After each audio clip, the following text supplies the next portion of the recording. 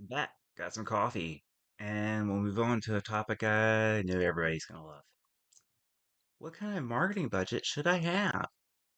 That's a really good question.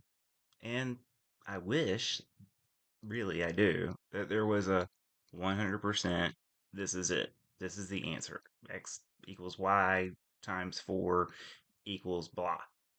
Unfortunately, there is no answer. There are so many variables that play into your marketing budget. Tons. And a successful marketing program is omni-channel. It has some incidental expenses and some occasional expenses, and it has some expenses that are going to be something you can expect every month. And the market changes pretty dynamically. So, with that in mind, let's get into some details so you kind of understand how does all this work. It's confusing. So let's go. So budgets are up to you. Number one, you determine how much money you have to spend. A general rule of thumb that I use is when you are growing, you should plan to contribute 12% of your gross annual revenue into your marketing campaign. When you have achieved all of your goals and you are stable and you don't want to grow anymore, you should still plan to spend 8 to 10% of your gross annual revenue on your marketing budget. That sounds like a lot, but it's really not because businesses that don't market die. They don't grow. And you can do it by word of mouth. Lots of people do. But it takes a very long time. Word of mouth marketing is the slowest form of marketing there is, especially in mental health care, because of the stigma that comes with mental health care. Not everybody is going to be the kind of promoter that you want. You have to actively try to get people to be a promoter. And I know some of you have weird feelings about that and say you can't. We're going to break those rules. We're going to do what we need to do, which is going to be another video, but we'll get to it. So your budget, you've got to put some money into it. The more money you have, there's no upper limit either. I mean, I'll take whatever you give me. Um, you can tell me you got $10,000 a month. I'll be super excited. I'll make you famous. Like the more you put into it, the more we can do, right? And I do a lot of stuff. I mean, if I have my druthers, there is a Cadillac campaign. I put you on every channel, and people won't be able to blink without seeing you. You'll be like, Heinz ketchup. I mean, or Kraft macaroni and cheese. Everybody will know who you are. If so the budget is up to you, and the outcomes of your marketing campaign are largely determined upon two things: budget and the quality of the execution.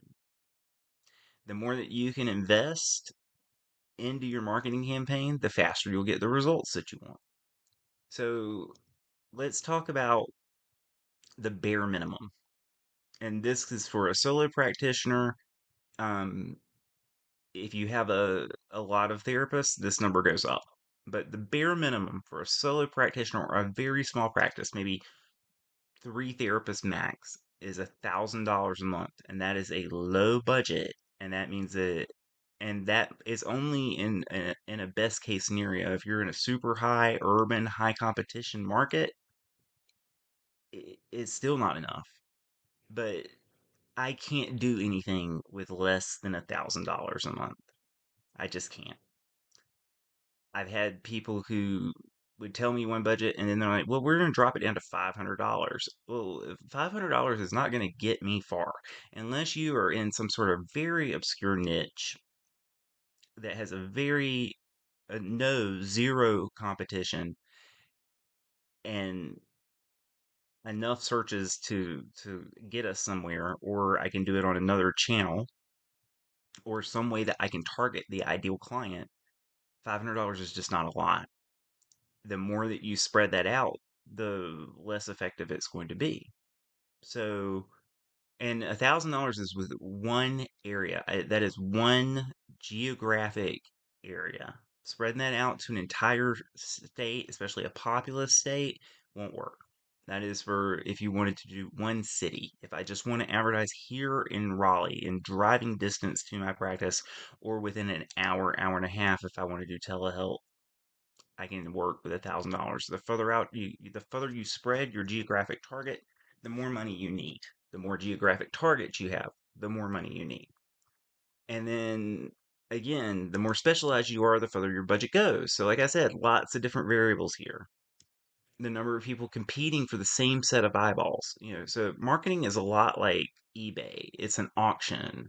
There's a limited amount of inventory, and that's people inventory, meaning eyeballs, and then that's advertising inventory, meaning times that your ad can be seen, and placements for your ad to be seen. Limited amount. And there are other people in other industries that like are competing on that. So let's think about it like Google search. So Google has multiple things: Google display and Google search. Google search, they're limited. There are only, there's two main ad spots at the top and two at the bottom on the first page. Your ad can show you pay more for the first page and more for the top spot than you do for the bottom spot. You can get a page two and you pay more for that, or you pay less for that, but you're going to have a lower click through rate and a lower conversion. That means that the other four ads, people didn't get what they were looking for, right? So the more specific it is, the less competition there is. That's why I, as a general rule, don't bid for things like anxiety treatment because that is going to be a high competition, high cost. That I mean, I could if we could blow your budget in a and that's another thing. Remember, I was a little cranky earlier. Now, if you watch my other video talking about how I'm different and what the difference is with a boutique marketer, I see so many people wasting tons and tons and tons of budget on generic keywords because they are working with someone who has Xeroxed a plan for them. I've even seen psychologists who are bidding on psychiatry keywords and things that they don't do, like medication management, because the person who did their ads cared so little about them and took so little time that they just went, or they went into Google and Google was like, boop, boop, boop, boop, boop, boop, and they just let Google do whatever. Don't do that. No, no, no, no, no, no, no. And we'll get another video where I talk about why Google Ads is so complex. But that is a big deal. Like your ad has to be relevant to not only your ideal target, but then what you provide and what you do. And the more specific you are, the lower the cost. So we have to find a balance between the search volume, the number of times people in your area look for it, and the amount we're willing to pay for someone to click on it. Something that somebody searches for a lot is going to have a high search volume, but that also means it's probably going to be really high competition. That means it's going to cost more because there are more people competing for that top spot. So that's a big, big, big, big, big thing to think about. So that's how Google Ads works. Now, let's talk about Meta, Facebook, and Instagram, and WhatsApp, but mostly for our purposes, Facebook and Instagram. Facebook and Instagram is a different type of advertising. That is an advertising where either we're remarketing to someone who's been to our website, which is what I do primarily. I always do remarketing. You should be doing remarketing to people who've been to your website. By de facto, every business should. But then there's where we're saying I want people like this that meet this psychometric profile. They're interested in these things and they're this age and this gender and they have these attributes and I want them to see my ad. Well, in that instance, you're not just competing with other therapists, you're competing with everyone else who's targeting that same psychometric profile for a limited amount of inventory that can be purchased, meaning that that's what drives the cost up, right? And so the trick there for that kind of marketing is to have good targeting that only meets the psychometric profile that you're looking for. I just reviewed someone who brought on another marketer without talking to me. Don't do that. Who didn't put any psychometrics in it. They just did age and gender and location. That is not good enough. You're going to waste a lot of money. You're going to get people that aren't your people, right? And it's going to drive the cost up. Don't do that, right? A lot of things. One of the things I do to help build that audience when I first start on Meta for a cold audience, meaning people we don't know, is I actually do the psychometric modeling, multiple psychometric models, but I also will try to find like upload your client data, just the generics, no HIPAA stuff, but just the like name, address, phone number, email address, so that we can model more information about people like them. We're not targeting them, but we're finding people like them, right? So we're finding more clients like your ideal clients. Super important. But then you're competing for everyone else. So if HelloFresh is trying to target the same person you are from a psychometric income and age basis, you're competing against them. The more people you're competing against, the more the price goes up. So we have to put some constraints on that, right? So that's why that's very like I sometimes my clients get a little annoyed with me. I'm like, I need a very detailed psychometric model down detail. Like I want to know how they take their coffee and how much money they have, and are they divorced or married? Do they have kids? What do they drive? What TV shows do they like? And that's because that helps me narrow things down so that I can find the one that's going to cost us the least money but get us the most impressions. So that's how Meta works. So the bare minimum is $1,000 across all channels. Again, the more demographics you have, the more ages, the more focus areas you have. So the more areas you're looking for, the more expensive it gets. The more it gets, the higher the bigger the geographic area, the more expensive it gets, and the more staff you have, the more expensive it gets. But we're going to go into that, and there are ways that you can control that and work with it. So you have to be agile and nimble. We're not setting one thing in stone and letting it go forever, right? We might change what our focus is this month or next month because we're looking for a different client because we know that the search volume for a certain problem is higher in spring or higher or close to Christmas. So we're going to spend more money then, right? So our budget can change and then what we're targeting can change. And then we should reevaluate our goals and make sure that we have a calendar of what we're trying to target. As targets can change all the time. And then every time you hire a new person, you should plan that you got a new person, budget goes up. Part of hiring a new staff member, part of growing, expanding your service area, the number of things that you are capable of treating means an increase in ad budget every time, right? Because we're not just promoting the brand, we're solving a problem. We're advertising towards solving a problem. We're not unless you're at the point that everybody knows who you are. We're mostly doing that, right? So let's talk about the next part of this, like the things that you can do with this. Like how do we do this? So variables that are way beyond your control and my control. Competition. The number of people who are looking for those same eyeballs is something we cannot control. The more people who are looking for those people, the more expensive it's going to get. We really can't control the number of touches that it's going to take to get a conversion. We can set a target and we can continue to refine and make changes until we're meeting that target. But depending upon that psychometric model, different people are going to take different levels of effort. The cost per acquisition. So that's the how much you have to spend to get one client. And that's across channels. Like I said in the other video, we're going to be marketing to not just on Google Ads, but everybody who comes in through Google Ads that doesn't convert is going to see a Facebook ad. So we're spending money on multiple channels. We can kind of control it. We can set a top limit, and then we just don't spend any more money on that person after that, and we can set a time limit, like how long are we gonna remarket to someone.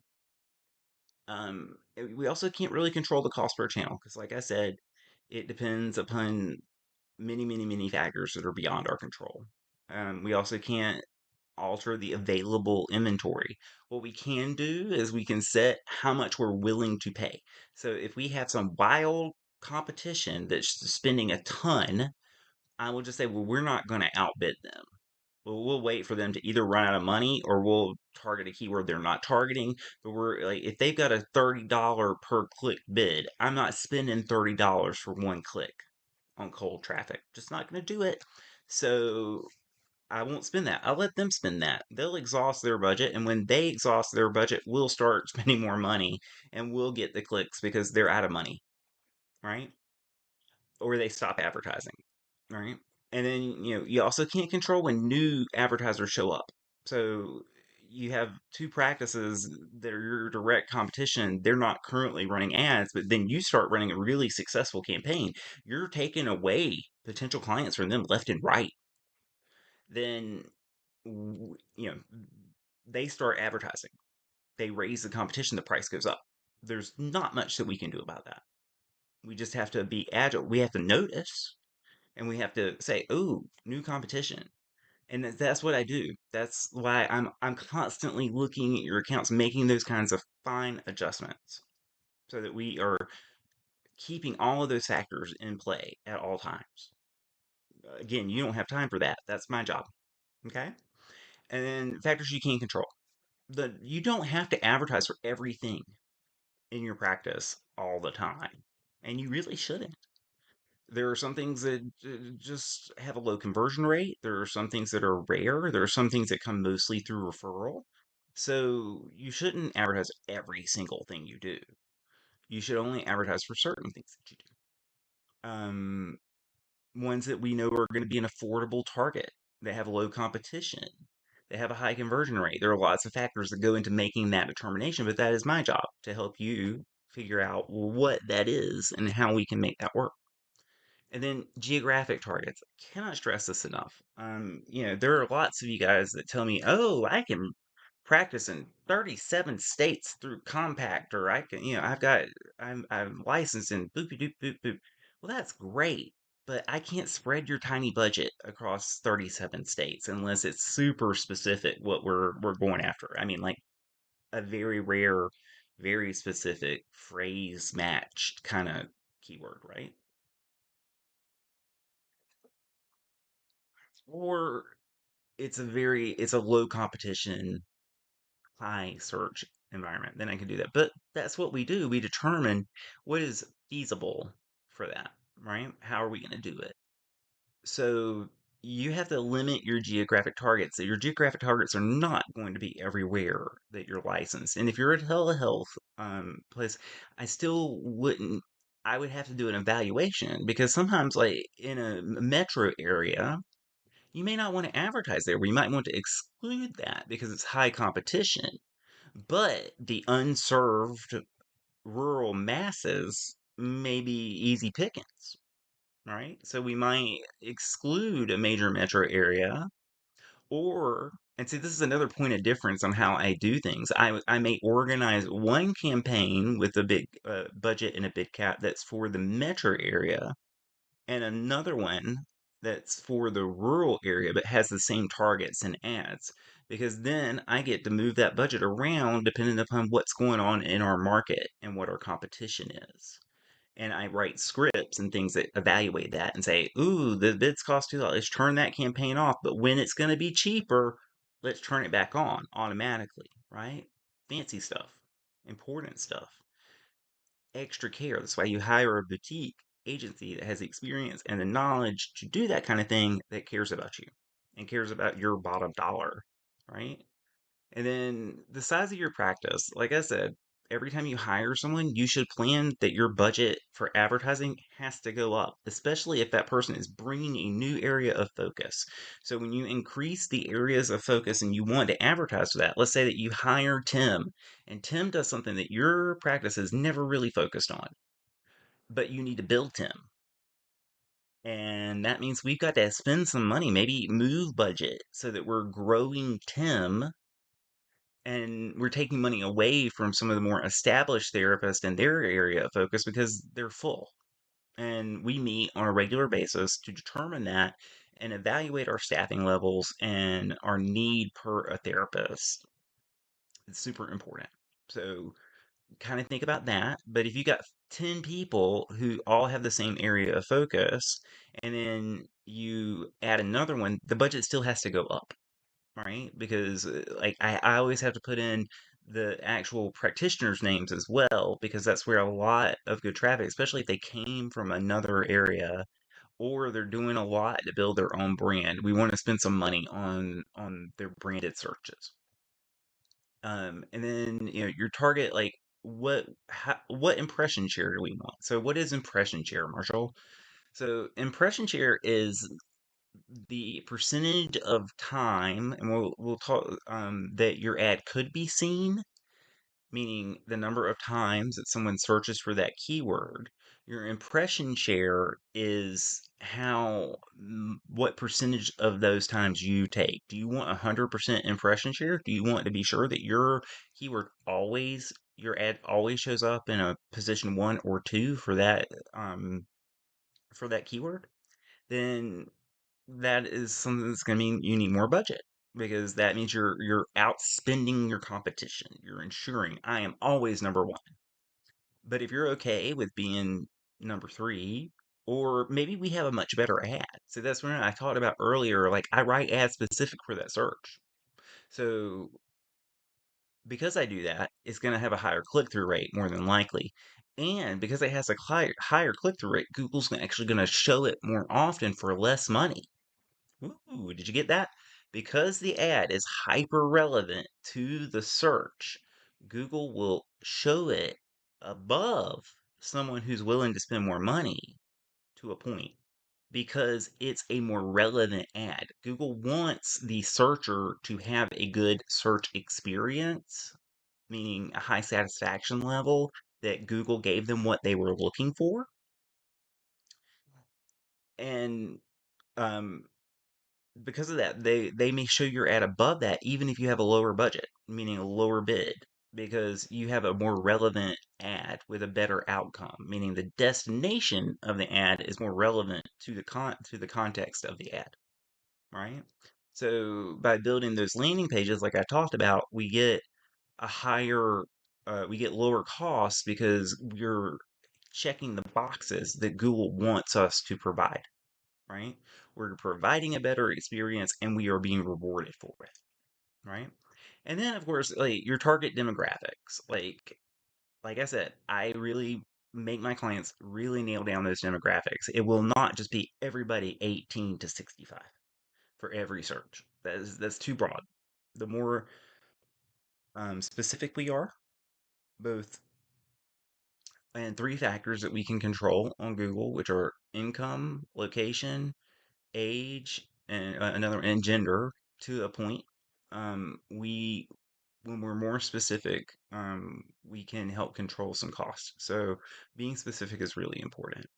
And by specific per an area of focus, super important. And then your unique selling proposition, meaning the amount of effort that you put into proving in that customer journey in the consideration phase that you are a good solution is well within your control. The more that you put into that, the better off you're going to be because you're going to have a higher conversion rate with fewer touches. So your effort matters. It's not all on me, right?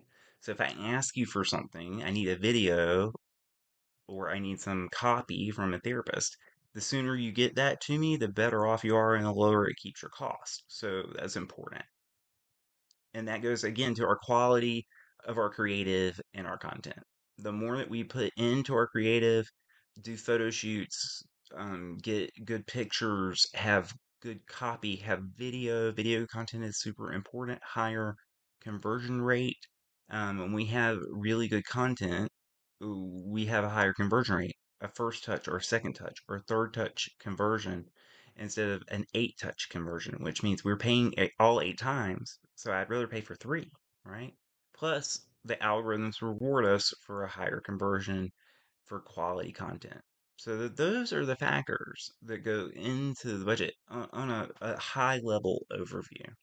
I didn't really touch on Bing. That's another place that we can control some of the cost. Bing is a viable advertising platform depending upon your demographics. I like to put it in the mix for a lot of people. It tends to be a little cheaper because it's less competition. Sometimes I use completely different channels. So I might use an app like Newsbreak, or I might use Reddit. Um, I might use Nextdoor, which is a mobile app uh, as part of your marketing mix. And I might do that because it's going to cost us less money. So we might not even run a Google ad if we can get those people through another channel for less money. So there are but your job is to tell me the maximum amount of money I can spend in a month. And then I divvy it up where I think it's going to have the most effect and do the most good. And that might change every few days or every month. But that's my job, not yours. So remember what I said. All these factors sort of play into it. If you grow, the budget goes up. That means if you grow in staff, if you grow in size, if you grow in areas of focus, budget goes up. So that's really important to keep in mind. We cannot feed the same number of people with the same amount of food forever, basically. Um, Sometimes I use the sandwich spread. The piece of bread can only get so big before you can't taste the sandwich spread anymore, right? So I can discuss budgets with you in our consultation, and then when you become a client, we'll talk about it pretty often. So those are the general guidelines for advertising budget. You will hear some wild stuff, and I have heard some people who are upset. I actually hear that really often. Almost every consultation where somebody's already been advertising, they feel like they have wasted their money. So let's recap in this video. Why did they waste their money? Why? What? Hmm. They wasted their money because the people who are doing it for them are a button pusher. They didn't think about them. They didn't think about what's important to them. They took the Google bucket, threw it into the thing, and then started bidding like wild abandon and sending all the traffic to the homepage. And after they got that first click, they never marketed to that person again. So remember that the customer journey, if you haven't watched that video, please go watch it. The customer journey is long. It requires months worth of effort to convert one client. Very few people convert on the first click. Most of the people who are mad were using a one click conversion attribution model, meaning that they were expecting one click. It just doesn't work that way. It takes a lot of touches, especially in mental health. We're convincing someone to trust us with our brain, with our emotions, our thoughts, our feelings. And we have to convince them that we can help them, that we're skilled enough, knowledgeable enough, care enough, and have enough authority and enough ability to help them that they're going to have a positive outcome. They're not wasting their time. So that's why the customer journey is important and it takes more than one touch. The only people who convert on the first touch are people who are in crisis. And I will stick with that and I will beat that drum forever because it is true. I have been doing this for 14 years. People do barely ever click. If they know you and their friend referred them and they got to you because their friend referred them and they already know all about you and they've already done their research, maybe they'll click on the first click. But if they don't know you and they've never heard of you and none of their friends have mentioned you, the chances that they're going to click on the first click, unless what you're offering them is extremely specific with no competition, it probably won't happen. So you really should keep that in mind, and you should look with a little side eye at anyone who promises otherwise because they are a button pusher. They are not a marketer. They don't know what they're talking about, and they don't have the experience or they've never bothered to analyze the outcomes.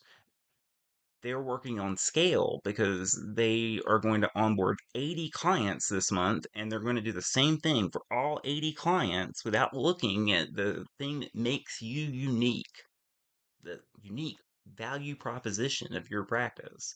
And they're just going to spray and pray. I don't spray and pray, and you shouldn't let anybody spray and pray.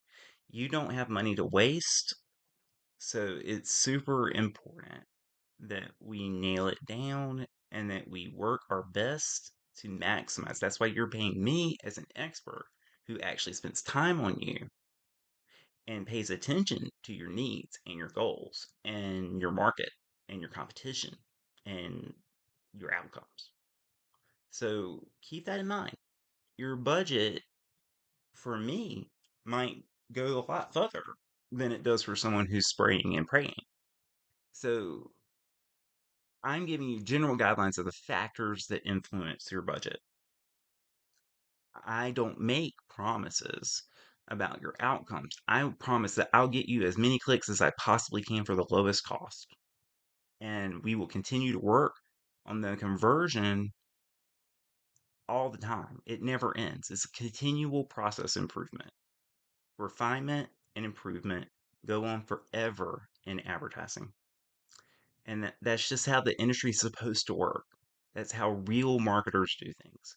So when you're ready to talk to a real marketer who does things the way that they're supposed to be done, give me a call, schedule down below, and let's get this party started. Okay? And if you have questions, I would love to look at what you've done. And if you haven't done anything, that's okay. We'll find out what you need to do. But it all starts with that conversation. So this is Marshall from Zen Media Social, and I look forward to helping you.